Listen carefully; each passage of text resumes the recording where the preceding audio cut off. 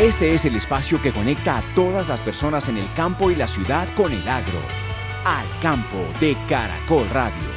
Dirige y conduce Luis Enrique Hurtado en Al Campo de Caracol Radio. Feliz amanecer para todos los oyentes de Al Campo de Caracol Radio. Nos volvemos a encontrar. Hoy es domingo, 9 de junio. Estamos de puente, segundo consecutivo en este sexto mes del año. Fría la mañana aquí en la ciudad de Bogotá, propicia para nuestro primer café informativo. En los próximos minutos vamos a hablar de alimentación saludable, cómo cultivar nuestras parcelas, nuestros productos para poder tener una alimentación balanceada. También del panorama invernal en Colombia, debido a que se han intensificado las lluvias en diferentes zonas, en diferentes regiones del país. Ha concluido el Congreso de FENAVI. Uno de los invitados fue el representante de los productores de soya en los Estados Unidos, quien nos da a conocer cómo está este mercado, los precios y cómo se debe competir en este mercado. Y por supuesto, los hechos, las noticias más importantes de esta jornada informativa. Sean todos bienvenidos. Ya comenzamos Al Campo de Caracol Radio. Un nuevo reporte del Banco Mundial, así como la actualización en las recomendaciones dietéticas de países como Noruega y Alemania, respaldan la decisión de reducir el consumo de proteínas de origen animal, así como reafirmar el auge de las dietas a base de plantas. Alimentación más saludable, el camino hacia la cocina vegetal. Vamos a hablar sobre este tema para los campesinos, para los agricultores en Colombia que de pronto estén interesados en dejar de consumir proteínas y pasen básicamente a una dieta de vegetales, una cocina vegetal que es más saludable y tiene muchos beneficios para los colombianos, para la salud de todas las personas. Una decisión muy personal. Hemos invitado a la doctora Natalia Telles. Ella tiene los conocimientos, hace parte de una organización que se dedica a impulsar la cocina vegetal, la cocina más saludable. Doctora Natalia, bienvenida al Campo de Caracol Radio. Buenos días. Muy buenos días, Luis Enrique. Muchas gracias por esta invitación. Aquí estamos muy atentos. Bueno, doctora Natalia, ¿qué es alimentación más saludable? Claro que sí. Nosotros hablamos de una alimentación saludable cuando nos referimos a unos alimentos que contienen unos nutrientes esenciales que proporcionan energía para vivir sin implicar costos adicionales respecto a lo que podríamos llamar unas implicaciones que impacten de manera negativa la salud y el planeta. Por eso nos hemos acogido al llamado de la FAO, hablando de alimentación basada en vegetales, alimentación centrada en vegetales. Hay usted un capítulo que lo denomina Alimentación el Mañana. Es una propuesta que pretende acercar a Colombia a esta tendencia global. ¿Eso es fácil? Claro que sí. Para contextualizarlos a todos un poco, Alimentando el Mañana es un programa que, como lo mencionabas, busca promover una alimentación saludable y sostenible. Una alimentación que piense en nuestra salud humana, en el bienestar, ¿cierto? En el mantener esa salud, pero que también considere los recursos naturales y el planeta en el que vivimos. En ese sentido, tú me preguntabas si es fácil, y la implicación viene relacionada más hacia ese compromiso que tenemos nosotros con nuestro cuerpo, como dueños de nuestro cuerpo, como responsables de esas elecciones alimentarias que van a beneficiar nuestro cuerpo, pero que además también nos hace un llamado importante a el cuidado de esos recursos de donde precisamente provienen los alimentos. Es una tarea de compromiso, es un llamado a estar muy atentos y conscientes a las elecciones alimentarias como una manera de comprometernos con nosotros mismos y con el entorno en el que vivimos. Doctora Natalia, para los campesinos, para los colombianos que a esta hora de la mañana la escuchan y viven en la ruralidad, ¿cómo trabajar una alimentación saludable? Claro que sí. Los campesinos, y te digo, y nosotros también como hijos de campesinos, porque la mayoría de las personas de las ciudades somos de origen campesino, ¿no? Nuestros abuelos, todos venimos de esa tradición de campo, y la tradición de campo es muy bonita porque es muy armoniosa. Todos los campesinos reconocen muy bien el valor de la tierra y el valor de su trabajo que sabemos que se ha perdido. Y cuando tú me dices esa invitación a alimentarnos desde el campo de manera sostenible, yo pensaría, y sostenible y saludable, ¿no? Sí. Yo pensaría que es un camino más fácil de recorrer, precisamente porque esa conexión que hay con los trabajos de la tierra y con un buen producto, con un buen alimento que se pone a la mesa, es más fácil de contemplar y de valorar. Sabemos que dentro de nuestras tradiciones culturales y campesinas está el consumo, ¿cierto?, de proteínas de origen, llamémoslo animal, como lo llamamos nosotros, que compromete también prácticas que están impactando de manera negativa el medio ambiente, pero que además también están generando, llamemos, unos diagnósticos importantes en términos de salud. Y es ahí cuando campesinos y personas del común, de la sociedad civil, de las ciudades, debemos ser muy conscientes, ¿no? Y tener muy en cuenta que nuestro cuerpo se alimenta de manera vital desde esas elecciones que tenemos en los alimentos.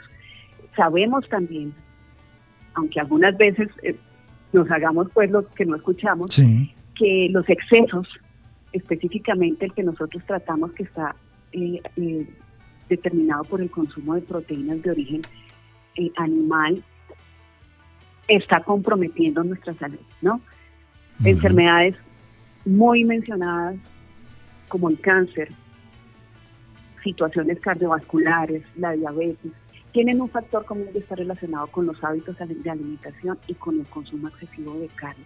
En ese sentido, todos, campesinos, personas de las ciudades, personas que también están interesadas en tener bienestar y generar una buena calidad de vida desde sus elecciones alimentarias como una actividad importante, podemos reconocer allí que puede ser más fácil cambiar un hábito de la alimentación que tratar una enfermedad avanzada.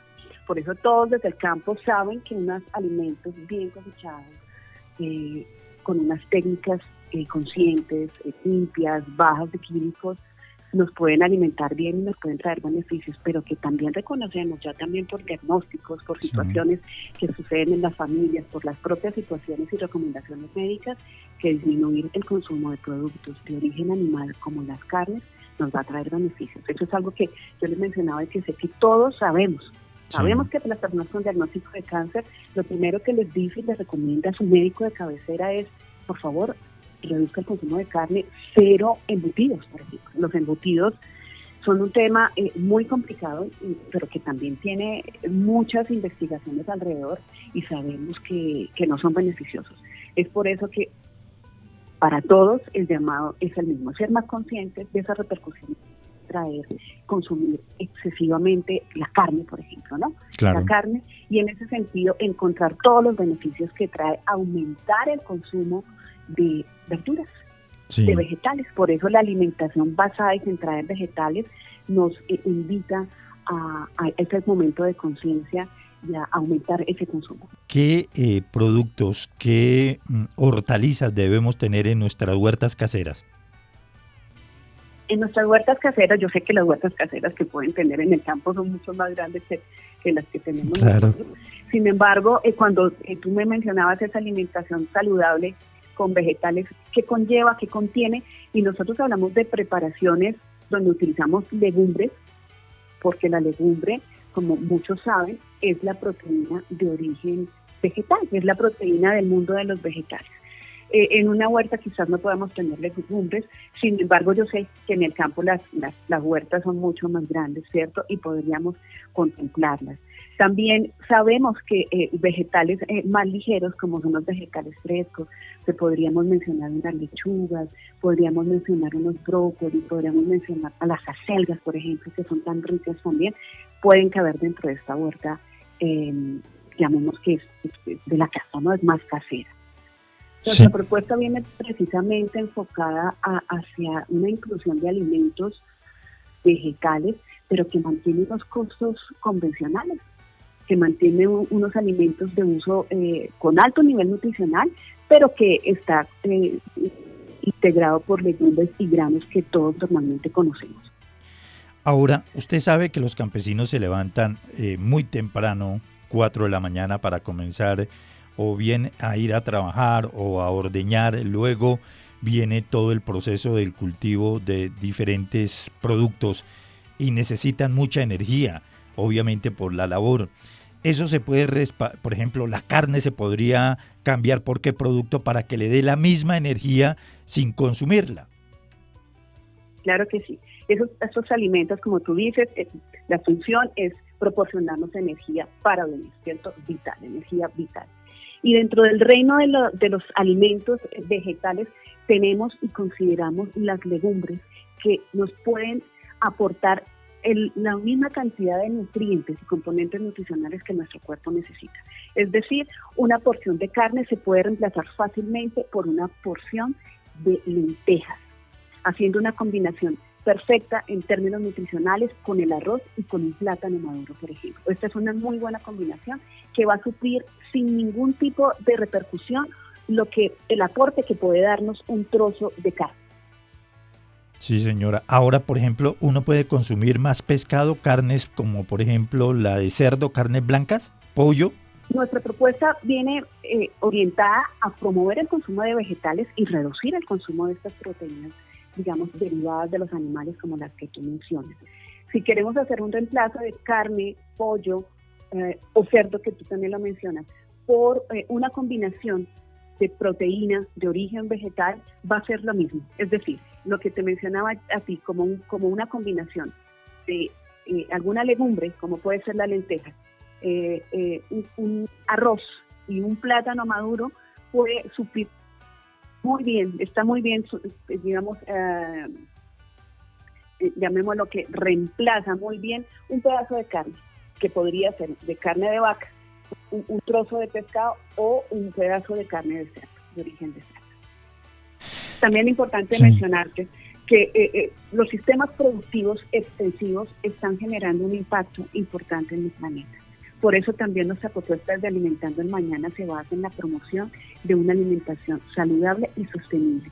Y cuando hablamos de sostenible, como lo mencionaba al inicio, incluye un enfoque de un sistema alimentario más consciente con la salud, como lo hemos conversado, pero también con el planeta. También estamos de acuerdo. Hay que bajarle a la sal y al azúcar, ¿no? Muy malas. Hay que bajarle al azúcar. Entonces, las recomendaciones que nosotros también tenemos muy claras en el momento de conversar con las instituciones que se suman al programa, precisamente hablamos del azúcar, ¿no? Hay un componente dentro de lo que buscamos promover y ayudar a entender acerca de estas propuesta de alimentación más saludable, son los beneficios que están relacionados con el colesterol. Una alimentación basada en vegetales, centrada en vegetales, en proteínas vegetales, como les mencionaba, tiene beneficios como el menor colesterol y puede ayudar a prevenir enfermedades comunes, como también conversamos, como puede ser el cáncer, las enfermedades relacionadas con temas cardiovasculares y la diabetes también, tipo 2. Sí, señora. Finalmente quería preguntarle, en un programa anterior estábamos hablando de la leche de búfala, que tiene unos beneficios muy buenos, que por ejemplo tiene también efectos para combatir el colesterol, la tensión alta, en fin. ¿Esa leche es buena? Dentro de nuestra propuesta no contemplamos ningún producto de origen de animales, ¿cierto?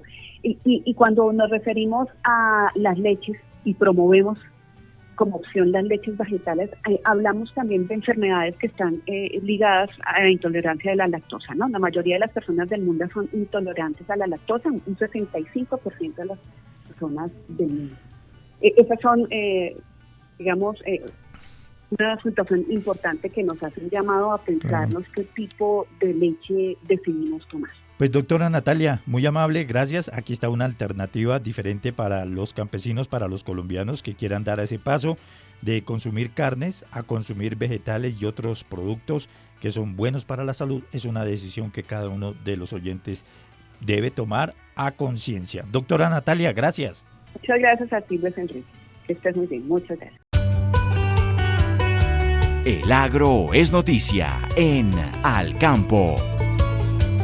Ya avanzamos en esta mañana de domingo aquí en el campo de Caracol Radio y ahora les contamos que la Agencia de Desarrollo Rural ha llevado a cabo un proyecto integral de desarrollo agropecuario en el departamento del Meta, la inversión estimada 1.505 millones de pesos. La entidad entregó 168 novillos y 4 toros reproductores a 56 familias pertenecientes a 4 organizaciones de San Juan de Arama, Puerto Rico y Vista Hermosa. Estos animales representan una inversión en el futuro y permitirán a la familia mejorar su producción ganadera. Además de los animales, se proporcionaron insumos agrícolas como kits de ordeño, fertilizantes, vitaminas, desparasitantes, semillas, bombas de espalda y pica pasto. Estos recursos van a contribuir al desarrollo de una ganadería sostenible. El presidente de FENAVI, Gonzalo Moreno, expresó su preocupación por la resolución expedida por parte del Ministerio de Agricultura en la que se establece lineamientos presuntamente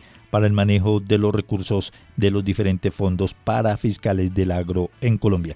Sobre este particular dijo lo siguiente. Los fondos parafiscales tienen determinado por ley para qué se pueden utilizar los recursos. La única forma de modificar la destinación de los recursos es por una ley.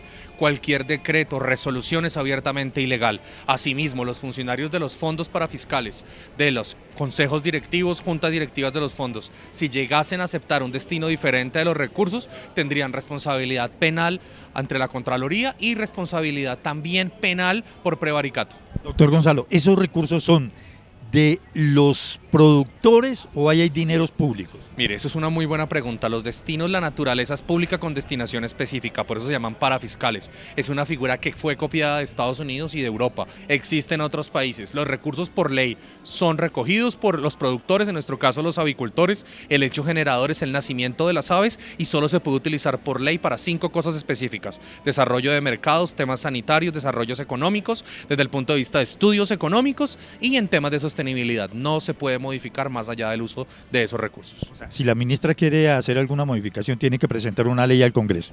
Cada fondo parafiscal tiene una ley, entonces tendría que pasar una ley por cada uno de los fondos parafiscales para hacer las modificaciones y someterla a consideración del Congreso de la República, único autorizado de cambiar el destino de los recursos. ¿En algún momento la ministra los consultó para modificar esto o no? Esta resolución no salió a consulta pública, solo la hemos publicado, ya le hicimos los comentarios a la ministra, esperamos que se modifique esto, de lo contrario tocaría demandarlo. El presidente de FENAVI, Gonzalo Moreno, y el panorama de los recursos parafiscales de diferentes sectores del agro aquí en Colombia. Y a propósito, terminó con éxito el Congreso del sector avicultor aquí en la ciudad de Bogotá, con la presencia de la ministra de Agricultura, Jennifer Mojica, y otros importantes empresarios de esta cadena productiva. Los precios agropecuarios aumentaron en el mes de mayo 1,3%, de acuerdo con el reporte entregado por la Bolsa Mercantil de Colombia. Los productos que más peso tuvieron en el aumento del índice en este mes fueron la papa y el plátano, mientras que la yuca y los pollos, así como las gallinas, fueron los que más presentaron una reducción. Respecto a la variación anual, mayo cerró con una disminución del 2,7%, manteniendo la tendencia decreciente observada desde diciembre de 2022. La ministra de Agricultura, Jennifer Mojica, reiteró el acompañamiento del gobierno al sector lechero para que siga jalonando la economía aquí en el país. Bueno, la leche es una actividad que dinamiza la economía en el campo colombiano. Todas las familias campesinas a lo largo y ancho del país producen leche. Es la economía, especialmente en las mujeres rurales, y en departamentos como Antioquia es una de las actividades principales del agro y por ende una de las actividades económicas y empleos principales. Tenemos muchos desafíos que hemos venido discutiendo con el gremio, el tema de la necesidad de aumento del consumo. Si lográramos hacer que los colombianos y colombianas aumenten el consumo de leche, resolvemos los problemas de la economía de cientos de miles de familias en todo el país. Otro problema que tenemos es la necesidad de la sustitución de importaciones. Colombia importa leche en polvo para la industria de alimentos, todo el tema de galletería y demás. Necesitamos avanzar en esa soberanía láctea. Tenemos una apuesta que hemos venido formulando con Azoleche y con Alquería, en donde se están estructurando ya casi a finalizar 2 proyectos de plantas de pulverización que logren absorber gran parte de la producción nacional. Colombia produce la leche que necesita Colombia para producir sus alimentos. Ese es el plan que tenemos, hacer admisible ese aumento de canales de exportación y diversificación de exportaciones, aumento también de la competitividad. Tenemos que hacer que la capacidad de producción de leche de los hogares y de los productores colombianos al menos se doble, es uno de los desafíos en donde se han venido mejorando. La ministra de Agricultura, Jennifer Mojica, y cómo se está trabajando para ayudar al sector lechero aquí en Colombia, con el propósito de promover prácticas sostenibles en la producción de panela, desde el cultivo de caña hasta su procesamiento. La Federación Nacional de Productores de Panela, Fedepanela, ha presentado su nueva campaña medioambiental, Paneleros Conciencia Verde. La campaña se enfoca en la gestión eficiente de los recursos hídricos, la reforestación y la educación sobre la sostenibilidad, minimizando el impacto ambiental y apoyándose en técnicas agrícolas respetuosas, creando conciencia sobre los productores, consumidores, entidades gubernamentales, actividades medioambientales y medios de comunicación. Además, buscan establecer alianzas estratégicas que amplifiquen su mensaje y generen un impacto positivo duradero en las comunidades. El nivel de los embalses se viene recuperando en diferentes regiones del país debido a la intensidad de las lluvias. El director de ANDEC, Alejandro Castañeda. Mire, lo que se veía venir era efectivamente que íbamos a tener unas lluvias intensas en el mes de mayo, que de pronto bajaban un poco hacia finales de mayo. La idea me había dicho que esas lluvias continuaban más o menos hasta junio y luego entramos en un periodo más o menos seco, que es el veranito normal de julio y agosto. Pues es parte de eso, es decir, las lluvias no se han consolidado del todo, hemos tenido días de aportes del 120%, en este momento, los últimos días hemos tenido aportes más o menos como del 70%, y pues con una térmica generando más o menos entre el 15 y el 20%, pues tampoco hace que el embalse suba mucho. Entonces, como lo ha planteado Quiseme, en algún momento vamos a necesitar más térmica para recuperar el embalse, vamos a necesitar más o menos un 25%, 30% del total de lo que consumimos en generación con térmica para poder recuperar el embalse y llegar a niveles casi del pues por encima del 65-70%, que es como el óptimo para llegar al siguiente verano, que sería los meses de diciembre a marzo de este año y del próximo. Pero si vamos a llegar a ese porcentaje, ¿o será que estamos inflando globos? Pues nos toca llegar, no hay de otra, es decir, la única forma de llegar es con térmica. Como lo hemos dicho, la térmica no solamente es necesaria durante el niño, sino en esos periodos de recuperación también de embalse es necesaria, y hacia adelante va a seguir siendo necesaria cuando tengamos renovables para darle firmeza y estabilidad al sistema. Este es el panorama de la situación de los embalses aquí en Colombia, de gran importancia para el agro en el país. El Banco Agrario otorgó créditos por 1.033 millones de pesos para respaldar los proyectos productivos de quienes cultivan la tierra con el fin de proporcionar alimentos de alta calidad a las familias colombianas. Se oficializó la entrega de un proyecto integral de desarrollo agropecuario rural, PIDAR, elaborado por excombatientes, que se encarga de fomentar prácticas ganaderas sostenibles en la región de Simijaca, consolidando la paz en los territorios afectados por el conflicto armado. Se celebró la firma de un acuerdo de colaboración con la Gobernación de Boyacá. El objetivo de este acuerdo es fomentar proyectos que mejoren el sector agropecuario de la zona. Las medidas contempladas incluyen la prestación de asistencia técnica en el ámbito de ordenamiento territorial agropecuario, la provisión de zonificaciones de aptitud, la realización de análisis de costos de producción y la búsqueda de soluciones productivas para la región de reserva campesina de Toguí. La presidenta de FEINAGRO, Alexandra Restrepo García, entregó nuevos incentivos a la capitalización rural en Boyacá. Se otorgaron incentivos a aquellos que invirtieron en la construcción de infraestructura agrícola para la producción de cultivos como son tomate, cebolla cabezona, café y flores. Las inversiones totales superaron los 185 millones financiados con créditos por 172 millones. Un incentivo adicional de más de 68 millones está ahora disponible para todos los beneficiarios, para todos los campesinos. El Centro de Sanidad Animal de Cuba informó que se han aprobado los certificados sanitarios para la exportación de productos de especie bovina, porcina, ovina, caprina y aviar. Esta decisión se tomó después de un proceso de verificación y análisis de los requisitos sanitarios propuestos por el Instituto Colombiano Agropecuario ICA. La colaboración entre los servicios sanitarios de Cuba y Colombia, así como el Ministerio de Agricultura, ha permitido la introducción de estos 12 productos colombianos en el mercado de la República de Cuba. Semen bovino, embriones bovinos, bovinos vivos para cría y reproducción, semen ovino caprino, embriones ovino, ovinos caprinos, semen porcino y embriones porcinos, entre otros. En comparación con 2022, las exportaciones de productos agropecuarios colombianos a Cuba aumentaron un impresionante 240,4% en 2023, alcanzando los 14,4 millones de dólares. Este aumento refleja la importancia de este mercado y sus beneficios para el país y el sector agropecuario. Continuamos con Al Campo en Caracol Radio. La ola invernal que en estos momentos se está presentando en algunas regiones del país está generando estragos, deslizamientos, ríos que se desbordan. Los agricultores deben estar muy atentos a las lluvias para evitar que las cosechas se puedan perder. A esta hora de la mañana saludamos al presidente de la Asociación Colombiana de Geólogos y Geofísicos de la Energía, el doctor Flover Rodríguez. Doctor Flover, alertas ante la situación invernal que se está dando en Colombia. Luis y los oyentes, yo recuerdo que hace un año su merced me llamaba y hablábamos de este tema. Y si nos vamos hacia atrás, yo creo que llevamos 30 años viendo constantemente cuando llegan las lluvias al país, todos los problemas que se acarrean, y pareciera que como país, digamos, no tuviéramos la memoria para de verdad hacer y actuar alrededor de estos temas de deslizamientos en el país. Efectivamente, pues hay emergencia en diferentes departamentos. El IDEAM, digamos, ha presentado informes en donde, digamos, pronostica lluvias en diferentes departamentos del país, y pues todo esto, si lo conectamos con la cantidad de personas que habitan la región andina, ¿cierto?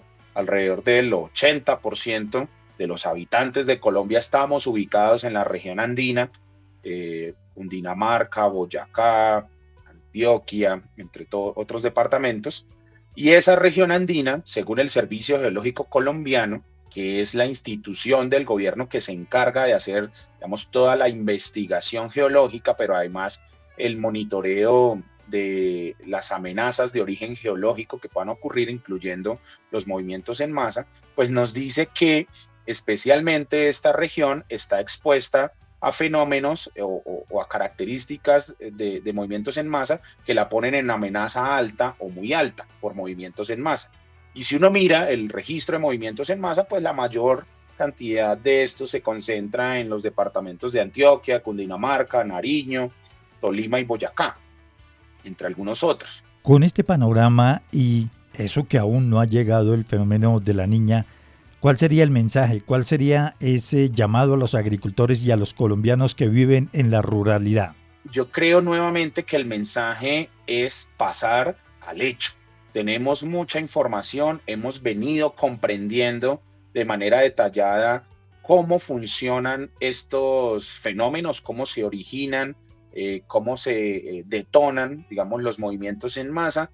Por supuesto, el agua y la saturación de los suelos tienen un juego importante en esto, pero definitivamente la falta de planificación, de ordenamiento en nuestros territorios, pues redunda en que la cantidad de personas y la cantidad de obras de infraestructura vulnerables ante estos fenómenos pues cada vez sea mayor. Uno ve constantemente cómo proliferan asentamientos humanos en regiones de riesgo, ¿cierto? En zonas de pendiente, con muy bajas, digamos, condiciones de infraestructura óptima. Entonces, definitivamente hay que hacer un esfuerzo, y lo voy a decir de una manera quizás fuerte, en dejar de recoger muertos, es decir, evitar que nuestro sistema siga atendiendo los desastres cuando se materializan, y migrar hacia una política de prevención y de adaptación y de mitigación. Es que esto que está ocurriendo no está pasando por primera vez en el 2024. Son fenómenos que tenemos mapeados año tras año. Ustedes constantemente están publicando todo esto año tras año. Entonces hay que pasar a la prevención, hay que invertir en obras, hay que invertir en ordenamiento territorial bien hecho, hay que invertir en un trabajo articulado a nivel territorial con las autoridades, pero especialmente con los habitantes de estas regiones que están ubicadas en riesgos altos, porque ellos tienen que hacer parte de un diseño, por ejemplo, de sistemas de alerta temprana, entre muchos otros. Pero también tenemos una responsabilidad de hacer, ojalá, de adaptación al cambio climático, de mucha educación, de mucha pedagogía, para que las mismas personas que habitan los territorios comprendan las dinámicas de esos territorios, cómo pueden darse esas dinámicas, cómo pueden verse afectados ellos y de alguna manera estén preparados para digamos, aquellos momentos en donde puede materializarse un riesgo como este. Entonces hay que hacer un trabajo articulado, hay que hacer mucha pedagogía, hay que hacer una campaña nacional de adaptación al cambio climático que tenga como ejes el conocimiento, la pedagogía, el ordenamiento territorial articulado y la ejecución de obras necesarias para mitigar los efectos de estos fenómenos naturales. Finalmente, doctor Flower, puntualmente 5 recomendaciones que deben tener en cuenta los campesinos que viven en laderas, en la parte alta de algunas montañas o en terrenos que son sumamente movedizos, la tierra ahí pues puede presentar alguna emergencia. ¿Cuáles serían esas 5 alertas que deben tener en cuenta los campesinos para evitar una tragedia? Primero, tenemos que recordar cómo funciona, digamos, el tema de los movimientos en masa, ¿sí? La saturación de los suelos es tal vez uno de los elementos muy importantes. Entonces, identificar los periodos en donde las lluvias se intensifican es clave, es tal vez uno de los elementos importantes. Yo he tenido la oportunidad de visitar algunas regiones, de conversar con algunos campesinos que las habitan y ellos hoy están, digamos, un poco perdidos porque digamos que las temporadas de lluvias que ellos antes tenían muy bien identificadas hoy se han venido como moviendo en el tiempo, ¿sí? Ya no son los meses donde históricamente ellos esperaban las lluvias. En algunas regiones sí, en otras no. Entonces sí es clave identificar pues, cuándo puede llegar de alguna manera ese periodo de lluvias para estar preparados. Uno, por el lado pues, de la saturación de suelos y dos, pues por el lado de seguramente recoger el agua necesaria para todas las actividades que ellos realizan en sus territorios. ¿Qué es clave acá? Identificar cuáles son esas zonas altas en la región. Normalmente, o lo que ha venido ocurriendo en los últimos años es que estas zonas altas están sufriendo una deforestación, una tala de árboles importante. Y eso pues nos deja o aumenta también el riesgo, porque pues las raíces de esos grandes árboles nos ayudan a mantener, digamos, el agua infiltrándose hacia el subsuelo y evitando, digamos, las acumulaciones en superficie que son las que pueden traer consecuencias de inundación o de movimientos de remoción en masa. Entonces ese elemento es muy importante, hay que tenerlo en cuenta. Y por supuesto evitar construir sus viviendas en estas zonas, en la medida de lo posible, por supuesto, pues es clave y es fundamental.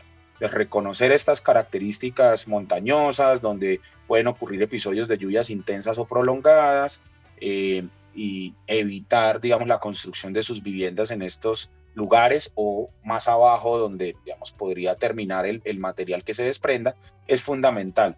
Pero además de eso, recurrir a las autoridades territoriales locales. Las alcaldías deben contar con secretarías de gestión del riesgo o de planeación o de ordenamiento que tienen que socializar con las comunidades cuáles son esos escenarios de riesgo que hay en la región y cuáles son los planes asociados a atender esos escenarios de riesgo. Pues también es muy importante ese trabajo conjunto entre las autoridades territoriales y las comunidades que habitan los territorios. Pues doctor Flower, como siempre, usted muy amable por madrugar aquí en el campo de Caracol Radio y entregarnos estos importantes consejos. Muy gentil, muy amable, feliz día. Luis, igualmente para usted, un abrazo fuerte a todos los oyentes. Que tengan feliz día. Luis Enrique Hurtado en Al Campo de Caracol Radio. Y en los próximos minutos vamos a hablar de la producción de soya en el mercado de los Estados Unidos, la importancia, el efecto de la guerra entre Rusia y Ucrania y cómo la soya que llega a Colombia puede alterar o no la venta del producto nacional, la soya que se produce aquí en el mercado interno. Para ello tenemos como invitado especial al doctor Carlos Salinas. Él es el vocero de los productores de soya en los Estados Unidos. Participó en el Congreso de FENAVI que acaba de concluir aquí en la ciudad de Bogotá. Doctor Carlos, bienvenido al campo de Caracol Radio. Muy bien, muchas gracias, entusiasmados de estar aquí en Colombia en el evento de FENAVI, un gran evento, participando como siempre y apoyando a la industria colombiana y la industria avícola, pero también la porcícola y la acuícola. Bueno, doctor Carlos, ¿cuál es el panorama en estos momentos de la soya a nivel mundial? ¿Cómo está el mercado? ¿Cómo está la producción en Estados Unidos? Mira, actualmente estamos entrando en una situación donde tenemos precios más bajos de los que hemos tenido en los últimos 2 años. Tanto la producción brasilera, que tuvo algunos desafíos, como la Argentina se recuperó bastante, y la de Estados Unidos se está manteniendo probablemente, yo diría cerca entre unos 114 o 116 millones de toneladas. Así que los inventarios proyectados a fin de año son relativamente estables, positivos, más altos que años anteriores. Estamos en una situación, diría, de precios más cómoda para el consumidor y probablemente más incómoda para el productor de soya, porque estamos teniendo algunos desafíos con nuestra rentabilidad en el momento a estos precios que están más bajos. La situación que se presentó por la guerra de Ucrania ya se estabilizó, costos de fertilizantes, toda esa cadena que tuvo un impacto muy fuerte. Sí, la verdad, cambios siempre tenemos, pero cuando tenemos cambios volátiles en la industria, siempre tiene un impacto muy caro para que el mercado se ajuste, ¿no? Y eso impacta no solamente al productor de soya, impacta los precios, impacta mucho al avicultor, porcicultor, porque él dice, estoy vendiendo el pollo, estoy vendiendo el cerdo a tal nivel y la materia prima está tan alta. Hasta que el mercado se ajuste, todo ese periodo toma mucho tiempo. Ya estamos en una etapa donde nos hemos estabilizado, ¿no? Y yo espero que tanto el sector avícola y el porcícola ya están ganando los beneficios de esos precios que son ya más competitivos, ¿no? Y evidentemente el mercado siempre se ajusta, ¿no? No podemos estar con rentabilidad negativa en ninguna parte de la cadena porque ahí no estamos ganando. Tenemos todos que tener un balance, tenemos que ser todos eficientes y rentabilidad en toda la cadena. En el productor de soya, el productor de maíz, en la logística, evidentemente en la distribución y en la producción avícola y porcícola y acuícola, todos tenemos que ganar dinero, porque si crecen ustedes, crecemos nosotros, y si ustedes no crecen, nos va mal a nosotros. Doctor Carlos, hay mucha incertidumbre en los mercados globales por el tema de la Reserva Federal de los Estados Unidos, que si baja las tasas, que si no las baja, que si las va a subir. ¿Ahí cómo pega para ustedes? Muchísimo, muchísimo. Esta industria, tanto el productor de soya como la industria que maneja granos, como los avicultores y porcicultores, requieren un flujo de caja muy alto. Y la rentabilidad en porcentajes a otras industrias es muy baja. Operamos entonces cuando el costo de los intereses suben mucho, ¿no? Tiene un impacto muy negativo en toda la cadena, ¿no? Y evidentemente nos impacta mucho también en algunas inversiones, porque como usted sabe, es muy difícil hacer un análisis con tasas a 30 años y calcular un interés de 7% y uno de 14%, ¿no? Y descontar esos flujos futuros al presente. Entonces ha impactado mucho, ha impactado los costos de producción, ha impactado en toda la cadena. Esperemos que esas tasas tengan algún cambio y que bajen, ¿no? Porque es un costo para todos y en el fin del día es un costo para el consumidor final. Usted que está en ese mercado, ¿la Reserva Federal va a bajar tasas este año o las va a mantener quietas? No soy experto financiero, pero evidentemente muchas empresas hoy día se cuestionan dónde invierten su dinero, expanden o muchos dicen, ¿saben qué? ¿Quién sabe? Me voy con bonos del Tesoro americano que me están pagando cerca de un 4.6%, ¿no? Sin hacer nada, o este negocio me tiene que pagar mucho más rentabilidad para justificarlo, ¿no? No tengo una lectura específica si van a bajar las tasas. Yo soy optimista, espero que bajen, ¿no? Hay algunos indicadores que nos dicen que el objetivo original de incremento de tasas ya está tomando lugar, pero no hay una lectura clara y tampoco soy experto financiero, así que son temas que me abstengo de comentar mucho. Ahora, el mercado latinoamericano para ustedes, los productores de soya de Estados Unidos, ¿qué representa? Mira, es muy importante. No nos olvidemos que el grano de soya evidentemente se procesa. Nosotros exportamos tanto el grano como los productos, como la harina, torta o pasta de soya. El sector de grano de soya China es un mercado muy importante porque representa de los flujos globales un 60%, Así que no vamos a... Pero cuando hablamos de harina de soya, que es el mercado que está creciendo para nosotros, por diferentes iniciativas en Estados Unidos estamos produciendo más harina de soya. Y esa harina de soya, en Latinoamérica, diría que de los 15 compradores más grandes de harina de soya o torta de soya del mundo, de Estados Unidos, de soya americana, 9 de ellos están en Latinoamérica. Y Colombia está en el ranking número 3. Entonces Colombia juega un papel muy importante para nosotros. Y una de las razones por que estamos aquí. Como te expliqué en la conferencia que tuvimos hace poco, la industria se está expandiendo, estamos produciendo más harina de soya porque hay una demanda muy alta de aceites vegetales y con esa expansión estamos exportando y vamos a exportar mucho más harina y pasta de soya. Yo pienso que para las empresas colombianas que se preparan y dicen, vemos un mundo de harina de soya que se va a venir y sabemos que el precio relativo de la harina en relación a otros ingredientes va a tener que bajar, pueden aprovechar y tener una oportunidad muy buena, ¿no?, de capturar valor. El mercado colombiano, la producción de soya en Colombia es muy bajo, pero los agricultores aquí en Colombia dicen que hay una competencia desleal desde Estados Unidos. ¿Qué hay de cierto en esto? Sí, mira, y esa pregunta la he tenido en 2 ocasiones, ¿no? Y la pregunta es, hablemos sobre el tema, ¿dónde está la competencia desleal?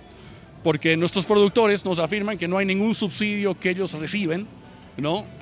Sí, competencia desleal será que tenemos una logística eficiente, ¿eso es desleal o no? ¿O tenemos acceso a capital más barato que en Colombia? Posiblemente lo tenemos, pero es una situación estructural del país.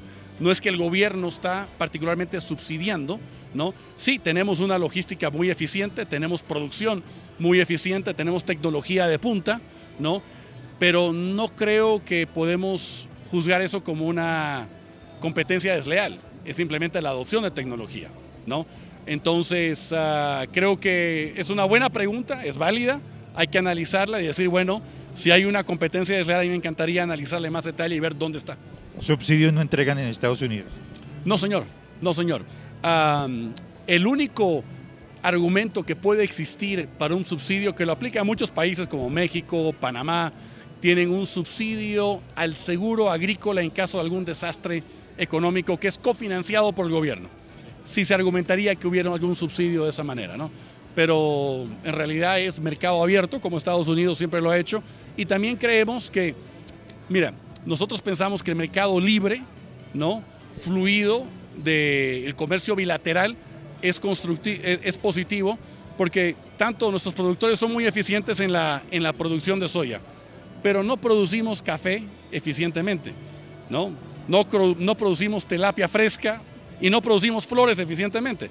Es algo que Colombia hace muy bien, ¿no? Entonces, para nuestros productores es muy importante tener ese mercado libre y yo pienso que para tener esa garantía de alimentos hay que tener relaciones con diferentes países, Estados Unidos, Sudamérica, pero hay que tener mercados abiertos y enfocarse en lo que uno es productivo. Y pienso que Colombia tiene competencias muy importantes en otras cosas que son muy eficientes y también tenemos un comercio bilateral muy bueno porque lo que se importa y lo se exporta de Colombia con Estados Unidos es más o menos del mismo nivel. No tenemos un déficit o un surplus grande en nuestro comercio, pero nos encantaría importar más tilapia colombiana. ¿Por qué? Porque la tilapia colombiana, aparte que la necesitamos en Estados Unidos, también consume harina de soya de Estados Unidos. O aprender de ustedes, los agricultores de soya de Estados Unidos, e implementar esas tecnologías en Colombia para hacer mayor producción y más competitivo. Puede ser. Uno de los desafíos que yo he visto, según muchos expertos me comentan en Colombia, es que Colombia tiene un costo logístico interno muy alto, un transporte muy alto de los puertos al interior, ¿no? Y uno de los proyectos que nosotros estamos financiando es un análisis con diferentes empresas, incluyendo unas en Santa Marta que tienen acceso ferroviario, para ver cómo podemos resolver esos cuellos de botella, ¿no? Cómo podemos ayudar a un estudio donde decir dónde invertimos para que ese transporte sea más eficiente, para que esa materia prima importada le llegue al consumidor de una forma mucho más barata, porque ese transporte logístico es muy caro. Hay diferentes formas de ver la cara de la moneda, ¿no?, evidentemente, pero al fin del día el que es más competitivo es el que tiene que producir. Nosotros siempre abiertamente compartimos la tecnología, lo hemos hecho, hemos ayudado a los brasileros en diferentes oportunidades en Paraguay, y también nuestras empresas, ADM, Cargill, han invertido en agricultura, miembros de nuestra organización han invertido en agricultura en diferentes países, así que es un negocio global. Finalmente, doctor Carlos, ¿qué tantos químicos se utilizan, herbicidas, en la industria de la soya? Porque hay muchos también cuestionamientos sobre eso. Sí, hay muchos cuestionamientos. Tenemos aquí unos productores, la verdad la pregunta es más para ellos. Yo no soy específico productor agrícola, pero yo sé que la tecnología que ellos tienen es para optimizar los recursos, ya sea fertilizantes, químicos o cualquier input que se utiliza, para utilizarlo de la forma más eficiente. Ellos mapean sus hectáreas en cuadrantes, saben exactamente el tipo de suelo que tienen y esos tractores tienen la tecnología para hacer la aplicación justa, necesaria en ese lugar específico, para no sobre darle mucho ingrediente, mucho de ese input, mucho de ese fertilizante o no darle suficiente, ¿no? Entonces, para no tener tantos desperdicios en todo el proceso. Evidentemente, es algo que se aplica en todo el mundo, no cabe duda, ¿no? Pero nosotros también tenemos en nuestro portafolio de membresía productores que producen soya sin químicos, producen soya que ha sido GMO free o soya que no ha sido genéticamente alterada. Tenemos un portafolio de productores que producen y exportan soya en contenedores. Nosotros hacemos lo que el cliente prefiere. Si el cliente quiere una soya de una forma u otra o que sea producida de forma X y Y, lo hacemos. No hay ningún problema. Evidentemente todo tiene un costo, tiene un premio y si las economías nuestras pueden pagar ese premio, es lo que quieren, encantados de hacerlo.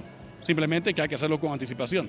Pero no nos oponemos a la forma que el cliente quiera que nosotros produzcamos la soya. Doctor Carlos, ha sido un placer que usted hubiera estado aquí en este programa de Al Campo de Caracol Radio. Muy amable, gracias. Muchas gracias a ustedes por la oportunidad y el tiempo. Nos despedimos, nos volveremos a encontrar el próximo sábado para continuar hablando aquí de los hechos, las noticias más importantes que se presenten en el agro colombiano. Todos los programas de Al Campo ya los pueden encontrar en Spotify. Al Campo, y aparece ya todas las entrevistas que se han realizado entre sábado y domingo aquí en Caracol Radio. Feliz inicio de semana, nos encontramos el sábado. Hasta entonces.